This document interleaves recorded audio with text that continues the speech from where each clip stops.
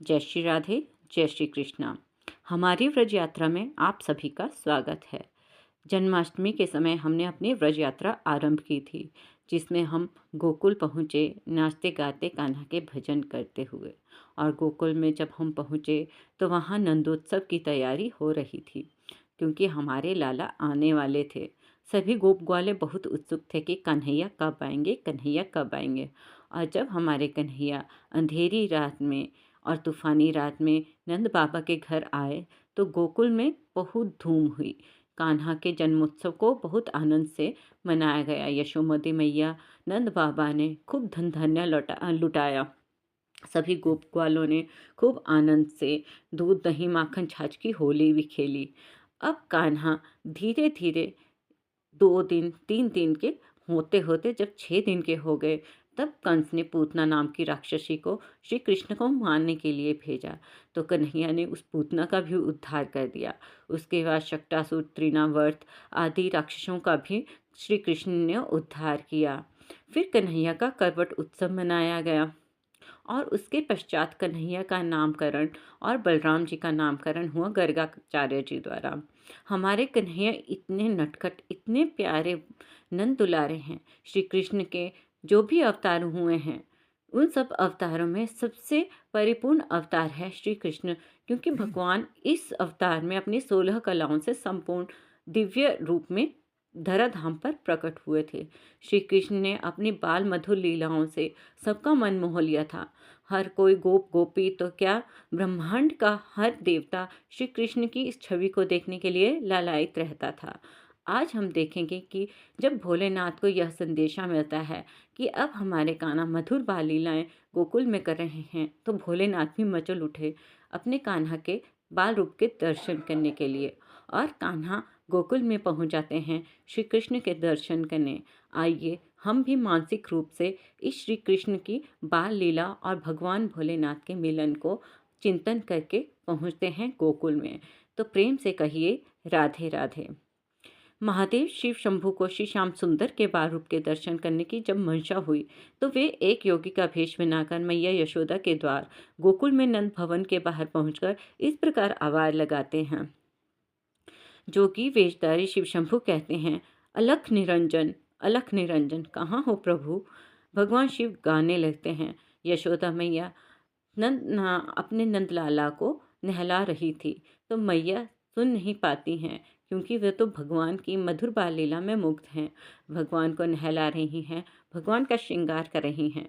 तो शिव शंकर द्वार के बाहर खड़कर गाने लगते हैं।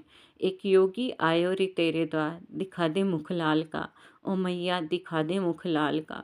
तेरे पलने में पालन हार, दिखा दे मुख लाल का, ओ मैया दिखा दे मुख लाल का। लिए अखियों में प्यास योगी करे अरदास, ओ मैया दिखा दे मुख लाल का। मैया ऐसा संजोग न टाल, दिखा दे मुख लाल का। तेरे भरे रहेंगे भंडार, दिखा दे मुख लाल का। भोलेनाथ शिव शंकर श्री कृष्ण से मिलने के लिए अत्यंत लालायित हो रहे हैं। मैया यशोदा उस समय श्री श्याम सुंदर को नहला धुलाकर उनका श्रृंगार करने में व्यस्त थी और बाहर खड़े योगी की आवाज़ नहीं सुन पाई। योगी भेषधारी शिव भोले ने फिर से आवाज़ लगाई, लेकिन अंदर से कोई जवाब नहीं आया। तभी वहां से एक व्रज की गोपी वृद्धा गुजर रही थी। उसने उस योगी को प्रतीक्षारत देखा तो उनके पास गई और कहने लगी, बाबा किसे बुला रहे हो। गृह स्वामिनी को माई। गोपी ने कहा, प्रभु भिक्षा चाहिए। तो योगी बोले, हाँ माई। तो गोपी ने कहा कि यहाँ तो कोई नहीं दिखता, चलो आपको मैं भिक्षा दे दूंगी, आपको भिक्षा मेरे घर मिल जाएगी। तो योगी ने कहा, तुम माई। गोपी ने कहा, हाँ, अन्न वस्त्र धन तुम जो भी मांगोगे वह सब दूंगी। परंतु भोलेनाथ तो अपने कान्हा से मिलने आए थे, इसलिए उन्होंने कहा कि मैया मेरा एक नियम है, मैं एक ही द्वार पर जाकर अलग जगाता हूँ, और यदि उस द्वार से कुछ मिल जाए अच्छा है, अन्यथा उस दिन किसी द्वार पर नहीं जाता। तो गोपी परेशान हो गई और सोचने लगी, हे भगवान, तो फिर ये भूखे ही रहेंगे। योगी ने कहा, हाँ माई, जैसी प्रभु की इच्छा होगी मैं वैसा कर लूँगा। फिर गोपी ने कहा, नहीं बाबा, हमारे गांव से कोई साधु भूखा नहीं जा सकता, तो यह सारे गोकुल के लिए लज्जा की बात बन जाएगी। बाबा, तुम यहीं ठहरो, मैं अंदर जाकर देखती हूँ कि यशोदा रानी कहाँ है। ऐसा कहकर वृद्धा गोपी नंद भवन में गई और देखती है कि यशोदा मैया तो श्याम सुंदर का श्रृंगार कर रही थी और उन्हें लोरी गाकर सुला रही थी। इधर बाहर खड़े योगी भेषधारी भगवान शंकर ने मन ही मन कहा, प्रभु, दर्शन बगैर किए तो नहीं जाऊंगा। गोपी अंदर जाकर मैया यशोदा से कहती है, अरे यशोदा रानी। तो यशोदा मैया उन्हें कहती हैं, आओ काकी, क्या बात है। गोपी कहती है, यशोदा रानी, तेरे द्वार पर एक योगी कब से भिक्षा के लिए खड़ा है, क्या तुमने उनकी आवाज़ नहीं सुनी। मैया यशोदा बोली, नहीं मैया। गोपी बोली, अरे जल्दी से उसे भिक्षा दे दे, कोई बड़ा महात्मा लगता है। यशोदा मैया बोलती है कि अच्छा। गोपी, हाँ, ऐसा योगी मैंने कभी नहीं देखा, उनके मुख पर तो आंख ही नहीं टिकती। मैया कहती है, क्यों मैया। गोपी बोलती है, अरे इतना तेज है उनके ललाट पर, जैसे सूर्य का तेज होता है, और देखो कितना कड़ा नियम है उनका। जिस द्वार पर भिक्षा के लिए खड़े हो जाते हैं बस वहीं से भिक्षा लेते हैं और भिक्षा ना मिलने पर भूखे ही लौट जाते हैं। मैया यशोदा कहती है, काकी, आटा, दाल, चावल, गुड़, घी ये सब कुछ रख लिया है, 2-4 दिन के लिए उनके लिए पर्याप्त हो गया, अब चलो। तो गोपी उनसे कहती है, अरे दक्षिणा के लिए कुछ धन भी ले लो, बड़ी दिव्य मूर्ति हैं, उन्हें प्रसन्न कर लो, आशीर्वाद पाओगे। तो मैया यशोदा कहती है, अरे दक्षिणा तो मैं भूल ही गई, अभी लाती हूँ। फिर यशोदा मैया संदूक से धन और एक मोती की माला निकालते हुए कहती हैं, काकी, बड़ी दिव्यात्मा है ना, तो ये लो, बहुमूल्य मोती की माला ही दे देती हूँ। इधर बाहर शिव शंभू खड़े खड़े अपने मन ही मन में श्याम सुंदर से इस तरह बातें कर रहे थे, प्रभु, दर्शन देने में इतना संकोच क्यों। श्याम सुंदर ने उनके अंतर्मन में कहा, धन्य भाग्य जो आप स्वयं अपने सेवक के घर पधारे, सेवक का प्रणाम स्वीकार करें। तो योगी भेषधारी शिव शंभू कहते हैं, कौन सेवक है और कौन प्रभु, इसका निर्णय का समय तो यह नहीं है, आप तो हमें अपना परम भक्त जानकर अपने बाल रूप के दर्शन करा दीजिए बस। श्याम सुंदर ने कहा, बाल रूप तो इसमें यशोदा मैया के पास गिरवी रखा है, उन्हीं से मांगना पड़ेगा। लीजिए, आ गई मैया। मैया यशोदा श्याम सुंदर को पालने में सुलाकर दक्षिणा की थाल लेकर उस वृद्धा गोपी के साथ नंद भवन के बाहर जाती है, जहाँ योगी भेष में शिव शंभू प्रतीक्षा कर रहे थे। मैया यशोदा योगी रूप शिव शंभू को प्रणाम करते हुए कहने लगी, विलंब के लिए क्षमा बाबा, मैं अपने लल्ला के श्रृंगार में व्यस्त थी। तो भोलेनाथ बोले, धन्य हो तुम मैया, जिसने ऐसे दिव्य बालक की सेवा का सौभाग्य प्राप्त किया। माता, मुझे भी उस परम दिव्य शिशु के दर्शन करवा दो। मैया यशोदा कहने लगी, बाबा क्षमा करना, अभी अभी नहलाया है और इस समय मैं उन्हें बाहर नहीं ला सकती, ठंडी हवा लग जाएगी। तब भोलेनाथ कहते हैं, मैया, हवाओं को चलना न चलना जिनके संकल्प मात्र पर निर्भर है, उसके लिए व्यर्थ की शंका मत करो, उसे एक बार मेरे पास ले आओ, उनके दर्शनों की लालसा पर ही मैं तुम्हारे द्वार पर आया हूँ। परंतु यशोदा मैया कहती है, नहीं योगी बाबा, मैं उसे बाहर नहीं ला सकती, इसलिए अब आप यह भिक्षा ग्रहण कीजिए और मुझे क्षमा कीजिए। परंतु भोलेनाथ भिक्षा की उस थाल को देखकर इस प्रकार मैया से कहने लगे, मैया, ये मोती, माणक, धन तो मेरे लिए पत्थर के टुकड़े हैं, ये मेरे किस काम के, मुझे इनका कोई लोभ नहीं। चाहो तो ऐसे हीरे, मोती, माणक आप मुझसे ही ले लो, परंतु मुझे तुम्हारे लल्ला के दर्शन करवा दो, वही हमारी भिक्षा है।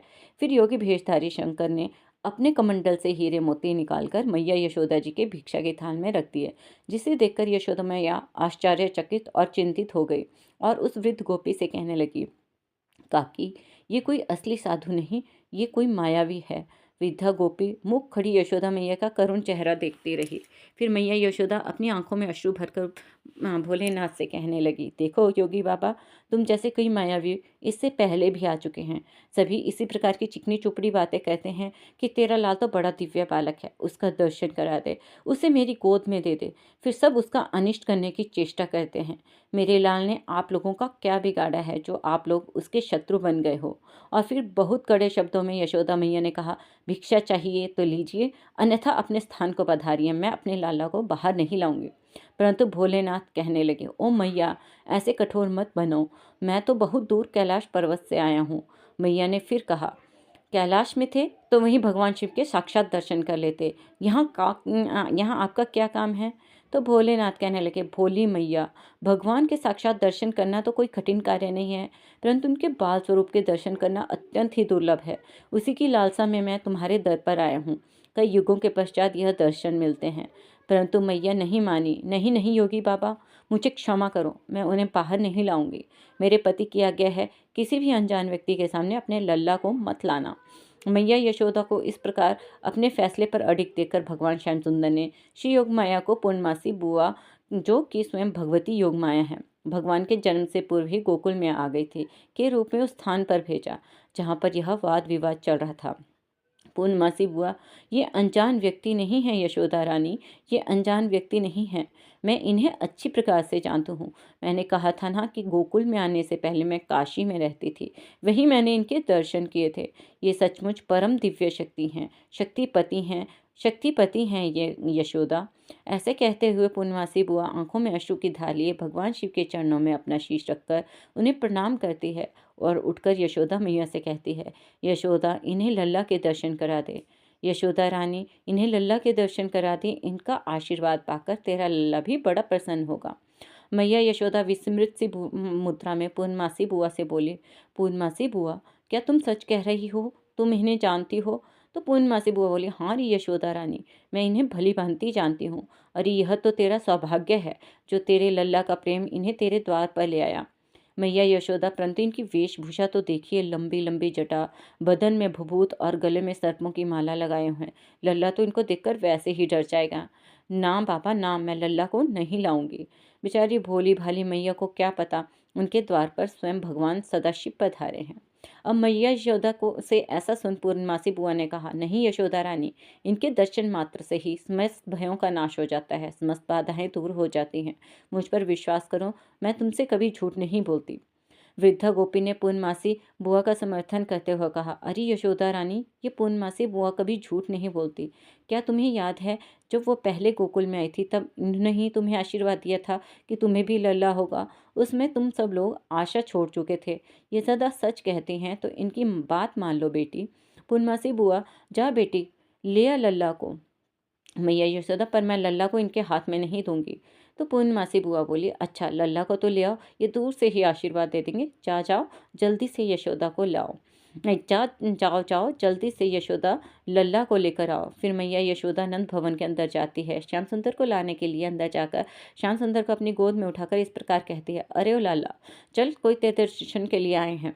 मैया यशोदा श्याम सुंदर को बाहर लाती है, जिसे देखकर योगी भेषधारी शिव शंभू प्रेम से गदगद हो श्याम सुंदर के बाल स्वरूप को टकटकी लगाए निहारने लगे, जैसे पूर्णिमा की रात को चकोर चांद को टकटकी लगाए निहारता है। मैया यशोदा कहती है, लो योगी बाबा, लल्ला को देख लो और आशीर्वाद दे लो। भगवान शिव शंभू अपने प्रिय श्याम सुंदर के इस बाल स्वरूप को देखकर उन्हें नमस्कार करते हैं और श्याम सुंदर भी चेहरे पर मधुर मधुर मुस्कान लिए उन्हें देखते हैं। फिर शिव शंभू मैया यशोदा से इस प्रकार कहते हैं, मैया आज्ञा हो तो इनके चरणों में अपना मस्तक रख लूं। मैया यशोदा कहती है, नहीं नहीं, मेरे लल्ला को मैं छूने नहीं दूंगी। फिर पूर्णमासी बुआ योगी भेषधारी शिव शंभू से कहती है, पहले अपने चरण के रज तो दीजिए। ऐसा कहकर पूर्णमासी बुआ शिव शंभू की चरण लेकर श्याम सुंदर के ललाट पर लगा देती है। शिव शंभू की चरण रज श्याम सुंदर के ललाट पर पड़ते ही श्याम सुंदर मन ही मन शिव शंभू से कहते हैं, धन्यवाद प्रभु, कोटिशः धन्यवाद। अंतर्यामी शिव श्याम सुंदर की मन की बात को सुनकर इस प्रकार कहते हैं, कहाँ का न्याय है स्वामी कि हम इतनी दूर से आकर भी आपके बाल रूप का आलिंगन भी ना कर सके। जिन श्री चरणों से पवित्र गंगा को हम अपने शीश पर धारण करते हैं, उन श्री चरणों को एक बार तो छू लेने दीजिए प्रभु। फिर शिव शंभू अपने ही शरीर के एक अदृश्य प्रतिबिंब से श्याम सुंदर के चरणों का स्पर्श करते हैं, उनकी स्तुति पुरशुक्त करते हैं, जो कि शिव भगवान को अत्यंत प्रिय है। उसके बाद योगी भेषधारी शिव शंभू मैया यशोदा से झूम झूम के नाच नाच कर कहते हैं, युग युग जिए तेरा लाला, ओ मैया युग युग जिए। मेरे नैना भय रे निहाल निरख मुख लाल का, प्यासी अखियाँ हुई रे निहाल निरख मुख लाल का। फिर यशोदा मैया कहती हैं, योगी बाबा अपनी भिक्षा तो लेते जाइए। तो महादेव तो झूमते गाते हुए कहते हैं, रख ले हीरे मोती तेरे, ये पत्थर मेरे किस काम के। योगी हो गया माला माल, निरख मुख लाल का, हो मैया मेरी निरख मुख लाल का। यह कहकर योगी भेषधारी शिव शंभू वहां से अंतर्ध्यान हो जाते हैं। ऐसा अनुपम दृश्य देखकर स्वर्ग लोक के समस्त देवी देवता प्रसन्न होकर पुष्पों की वर्षा करते हैं और हम भी मानसिक चिंतन से इस लीला का दिव्य दर्शन कर रहे हैं और हमारा मन भी अत्यंत प्रफुल्लित हो चुका है। तो भक्तों, आपको यह भगवान श्याम सुंदर और प्रभु शिव की लीला कैसी लगी? उनका मिलन कैसा लगा। यदि पसंद आया तो कमेंट में बाल कृष्ण लाल की जय अवश्य लिखें और हमारी वीडियो को लाइक करें, अधिक से अधिक शेयर करें और हमारे चैनल को सब्सक्राइब करें।